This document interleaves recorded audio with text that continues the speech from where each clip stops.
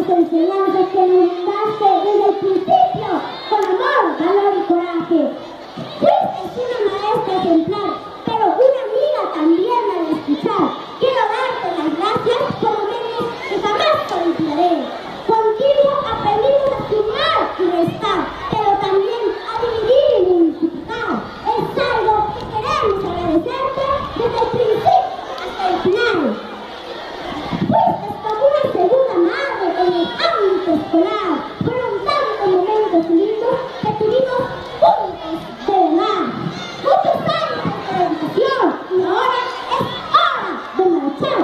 Pero grandes aprendizajes tuvimos de la mano de una maestra genial. Maestra, este poema lo hicimos para ti. Te lo mereces con amor y sencillez, porque es una forma de agradecer a una maestra que nos supo querer. Este poema